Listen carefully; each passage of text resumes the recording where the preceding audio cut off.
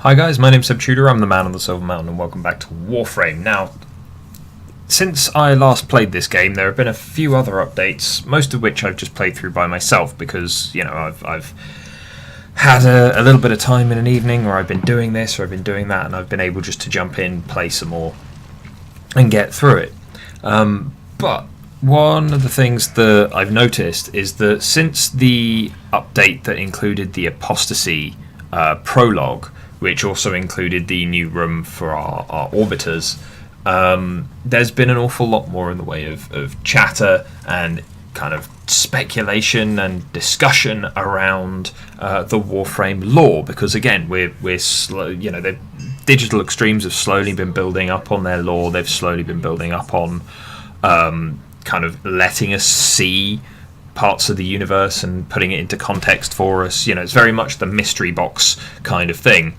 And as that's been going along, there's been a lot of speculation, some of which, from my perspective, seems way off the mark, but is always fun to talk about, and some of which seems pretty spot on.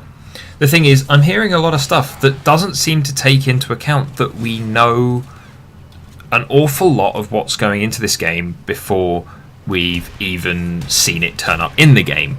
Because before Digital Extremes got the opportunity to make Warframe, and before they were able to go off by themselves and do that, they were making other games, one of which included Dark Sector, which, if you've seen the first trailer for Dark Sector, it was very much the same overall premise as Warframe, but then when it actually came to making Dark Sector its own game, they had to change a lot, they had to shift it around a little bit. And so as a result, they didn't seem to be able to do everything that they wanted to do, which they've now been able to come back and do with Warframe.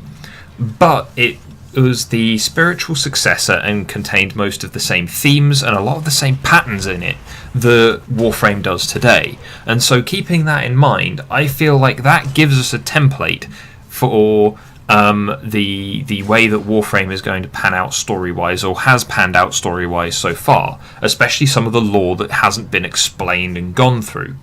And the reason why I say that is, as someone that writes myself and has written stories since I was very young, whenever I've been on a project, be it a game that I'm writing, be it for friends to play around, you know, pen and paper type D&D affair, or whether it's something like writing a story with someone collaboratively, or writing a story by myself, whether I've been aiming to get it published or not, whether it's just me doing it for my own sake, it's always come down to, if I've not been able to go that far with it, if I've not been able to do much more with it, then I've always been able to go, okay, do you know what?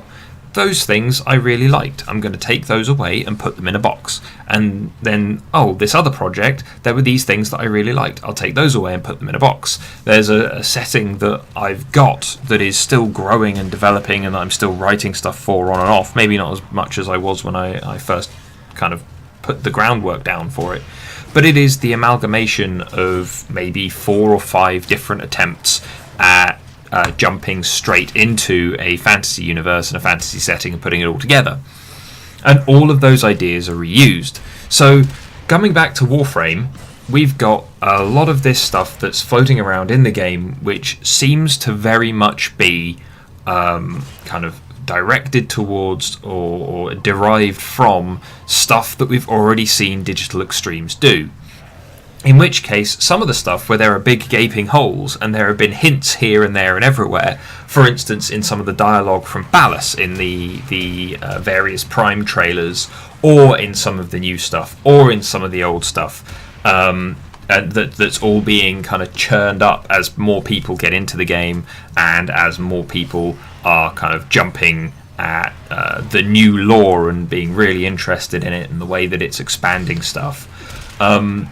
You've got these people that have either maybe come in more recently and haven't been playing it since the beginning of access to it, like I have and some of my friends have, and then as a result they've maybe not seen everything, they've not been able to see the development of certain things. There are people who have never even heard of Dark Sector, in which case they don't have that template that DE still seems to be using to develop their new lore and their new game. or current game, I suppose. It's 5 years old.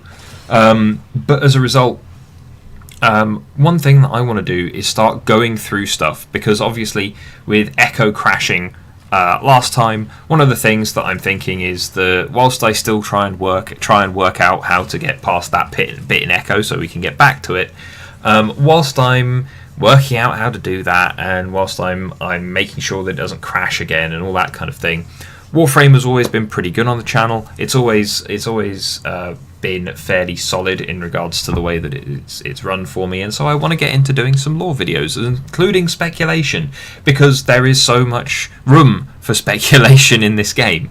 But also I want to bring forth some collections of stuff, including my ideas around certain characters, my ideas around certain things. I think we've already basically been told what the Warframes are time and time and time again, and yet it's still this big question mark that lots of people are uncertain of or confused about. And so whilst that is speculation on my part, I want to present that speculation with some evidence around it. One of the first places that I want to come and take a look at to begin with is kind of the basis for the entire thing, and that's the early timeline for the Orokin Empire before we cracked off, before we kick off as players in the game. And so that's where I want to have a chat about that today. And so with that, all of the stuff that I'm going to be mentioning, it's going to lead on to other topics. So this is by no means going to be any kind of definitive video for the time being, but what I would like is if you guys who are watching this video drop down in the comments stuff that you would like me to take a look at, because the stuff that I have in mind are things like the nature of Kuva, the nature of continuity and cephalons, and what the Warframes are, how the corrupted work, what the makeup and organisation of the Orokin Empire in context, as well as a whole load of other bits and pieces from the various lore and the new stuff that we're getting as well. Like, I would like to go through and take a look at the apostasy stuff again, because whilst I've already played through it, there are some elements that are going on in that very short sequence that we get that highlight that something is amiss, and that highlight kind of what we're doing and how we're doing it, and that something strange is going on, which is seemingly the bit that's going to lead into the next part of the main story for Warframe through cinematic quests. But for those of you that aren't necessarily entirely aware, who have been pulled into the game by other people and not necessarily been able to just suck in a lot of the lore, as I know that the lore is few and far between and not always the most, it's not presented up front a lot of the time.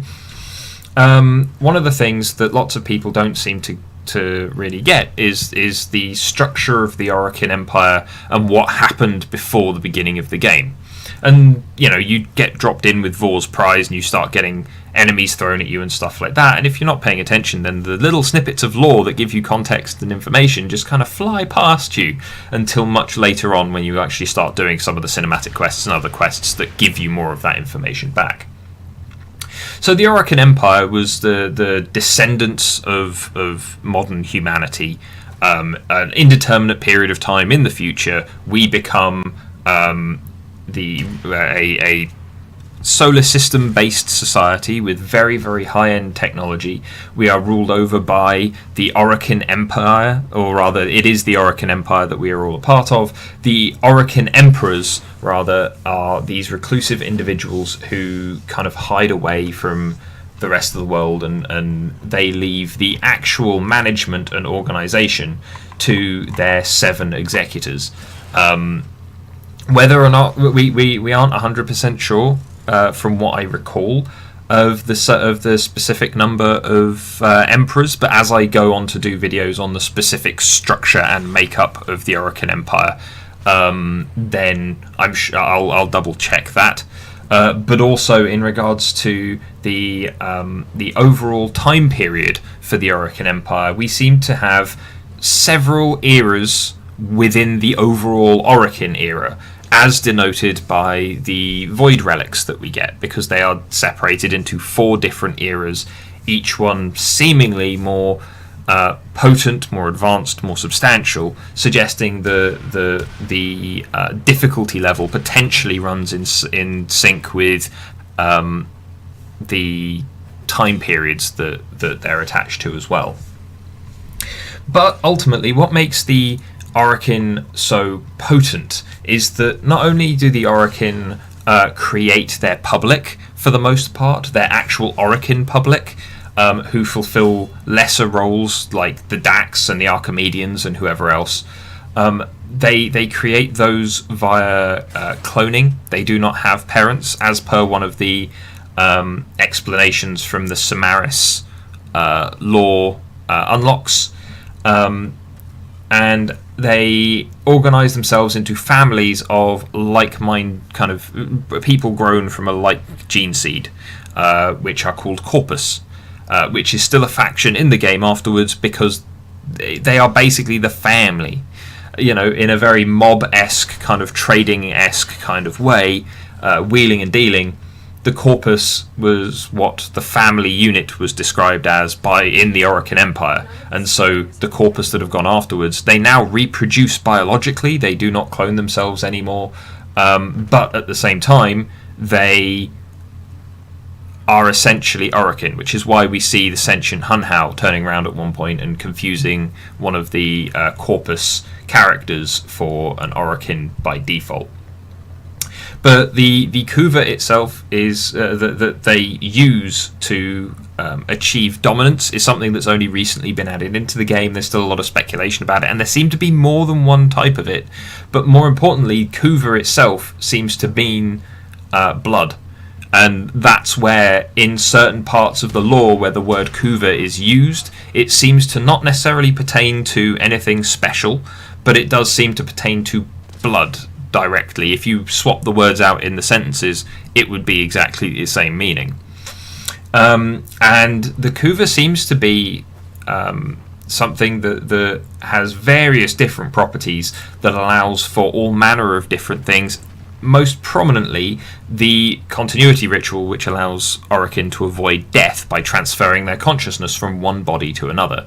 Now, there are lots of ins and outs on this, and there are lots of things that we see the Kuva do, and things that we see kind of going on in the game, which I'll go into in another video on Kuva when I get round to it.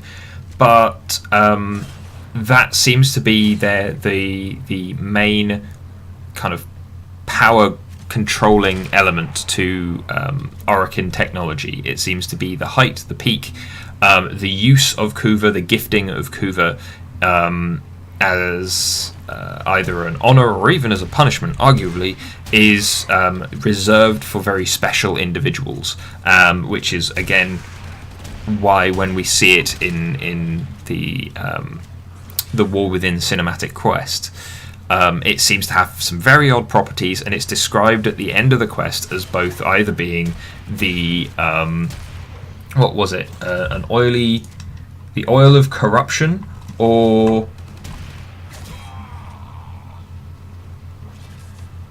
it's either an oily corruption or the blood of Orokin ancestors.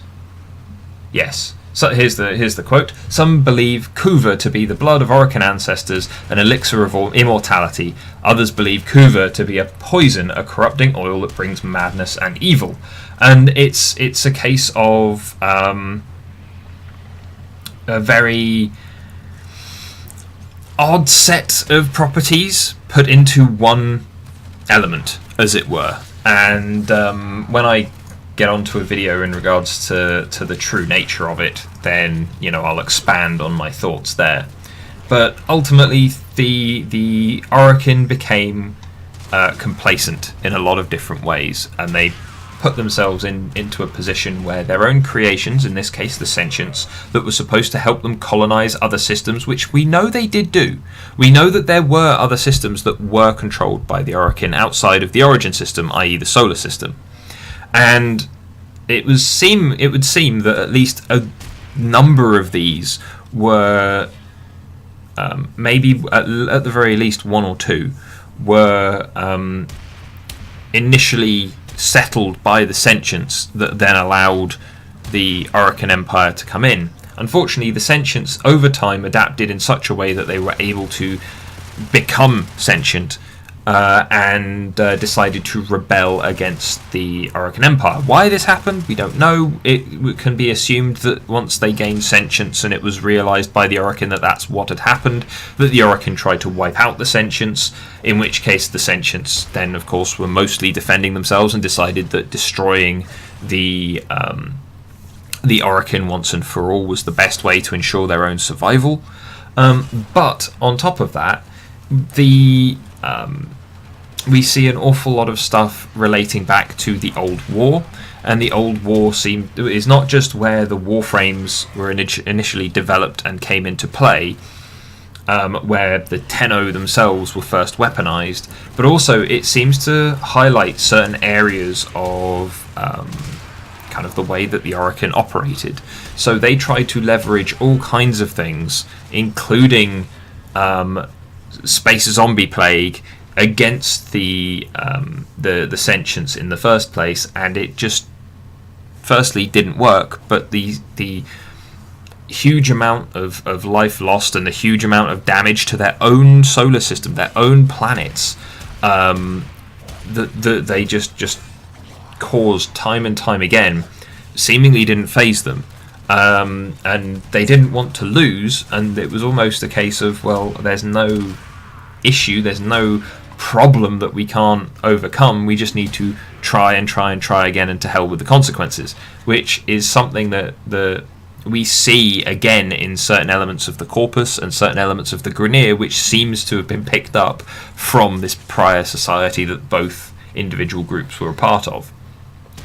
The other thing that stands out, though, is that we know that they did have control over basically everything, because even in the Void, you jump in and you've got the corrupted in there, and the corrupted in there are controlled, and they're from every faction apart from the sentients, suggesting that even the infested, even the infestation that went and ran amok was unleashed against the sentients, and it didn't do a vast amount of good for them, and yet it was still something that they could control.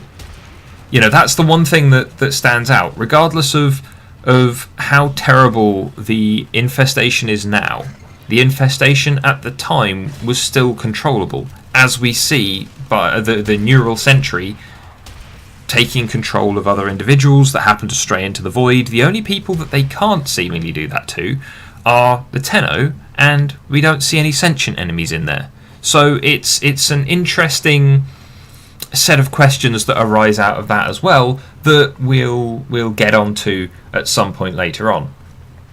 Unfortunately, the Lotus turned up, and I've probably got, as much as I like Rebecca, the community manager for Warframe, who or community director, I think she is, for Warframe, who voices the character of the Lotus. I have my issues with the character. I have had my issues with the character for an awfully long time. I was calling her out amongst me and my friends for quite some time about her being a traitor, and then I guess I kind of turned out to be right there. But she came in and she convinced the Tenno, us in our Warframes, to betray the Orokin. And so when we defeated the sentients, whether we were allowed to or not, as it were, they called a grand ceremony. The Warframes, the Tenno, were to be honoured by the emperors, and then we killed them all. And this set all manner of things just spiralling out of control.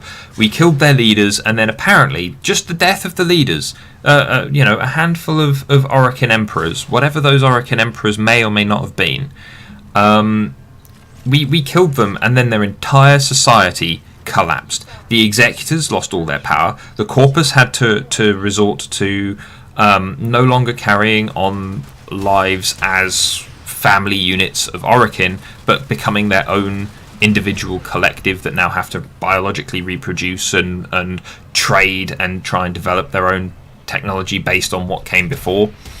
You've got the Grineer, who were slave labor kind of workhorse clones who were not particularly high quality, but they did the job, and yet they then took it on themselves to start conquering the system the way that the Orokin Empire had once spanned it. It was the time of the clones, and they took on certain higher ranking Orokin, most prominently the Secutor, who's shown helping the Grineer in another one of Samaris's lore fragments. And then on top of that, you've got us, the Tenno, who simply got told to run away and go back to go to sleep, climb ourselves into cryopods, shut ourselves down, go to sleep, forget about all of it until we got told to wake up. And we know of certain Warframes, we know of certain Tenno essentially that didn't do that. You know, the more we've got into the story, there have been another handful of Warframes that have all decided, that have all ended up doing something else. And many of them, it seems to be the case that they did that under the control of the Tenno operator that's using them. In the case of certain others, it was a case of something else going on, which seems to relate to the nature of the Warframes, which, you know, we'll have to get onto in another video because there's so much to say about it. However, as a result, though, the entire collapse of the Orokin Empire has been rather extreme and profound, and it seems to have happened in a lot of strange ways, and I feel like we've been told some of the reasons why it was so extreme.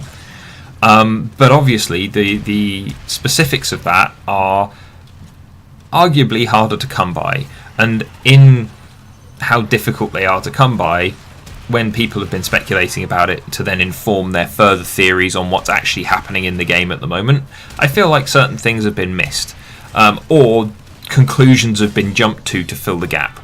Now, I'm going to be speculating in these videos. I'm definitely going to be pulling up some of my own theories, but when I'm doing that, I'm going to want to try and present some proof with them, and I'm going to want to make sure that when there is just no evidence and no anything for what I'm saying, not only do I make it clear, but also I probably draw a big line under it and don't go into that territory.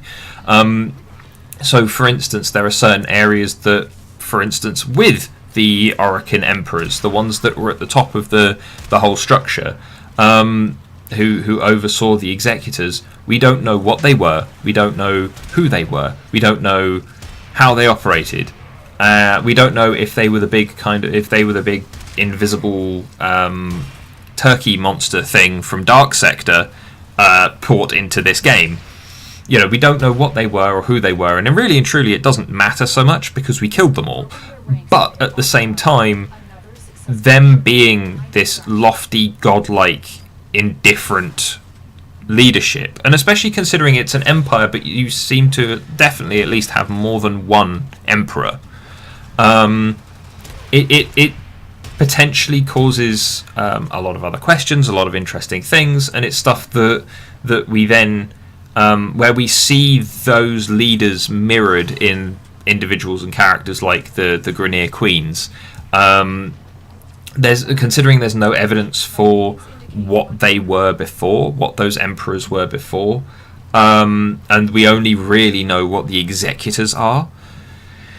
I'm not going to speculate too much on what the emperors were, how they operated, other than them just being quite uncaring and seemingly quite aloof.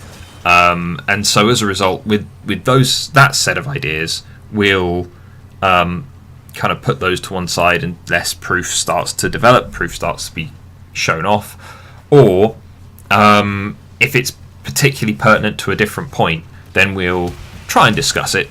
But obviously I'll still be making it as clear as possible when speculation is speculation and otherwise. So the next thing that I would like, guys, is, as said, I've already listed off a whole load of topics here. I've got my own list, but obviously I want to make these videos for things you guys are interested in. So I've briefly gone through kind of a scratchy timeline of the Orokin so far, something I want to go into detail on later on, but there are so many facets to all of this because this game has been composed as a bit more of a mystery box where we're slowly unfolding, slowly finding things, slowly searching for things, that I kind of want to put out videos on as many different pieces of information first. So the nature of the Warframes, the nature of Kuva, stuff that's recently been added, stuff that's been in the game forever, various lore entries talking about very specific things.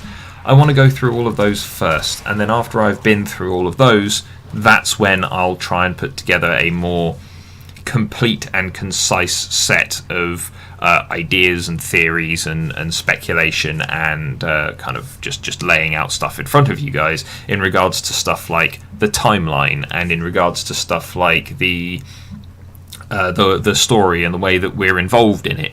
And then on top of that, there are just things that,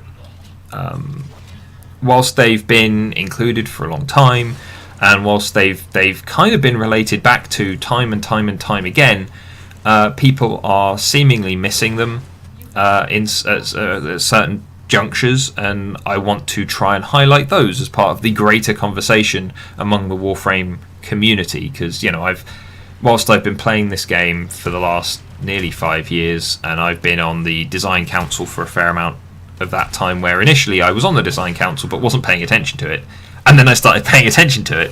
I've seen a lot of changes. I've voted for certain things and the way that they've been named. I've voted for some of the stuff that's been put into the game here and there, where they've asked for our opinions and they've asked for our thoughts. And as a result, I want to try and make sure that when it comes to the lore, which is one of the things that I find most fascinating about this game, even if in places certain other areas of the writing have ignored stuff that I feel would have been very interesting to take a look at. I'm really wanting to dig into this in videos, because also, whilst I've got the interest in doing these videos, it also means that I can come and take a look at the new stuff that's in Warframe at the same time. I can come and have a mess around with it. I can level up my own stuff and relax in front of one of my favourite games whilst making these videos for you guys.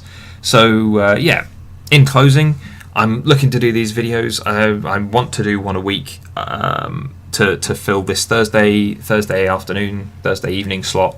But otherwise, we'll have to see how it goes. The first thing that I would love, though, guys, is if you could just tell me what you want to see. But anyway, guys, I'll call it quits there. So thank you very much for watching, and I'll see you in the video tomorrow. Take care. Thank you very much for watching, guys. If you enjoyed this video or found it interesting, then please drop us a like, share this video, and subscribe for more. And I'll see you in the video tomorrow. Take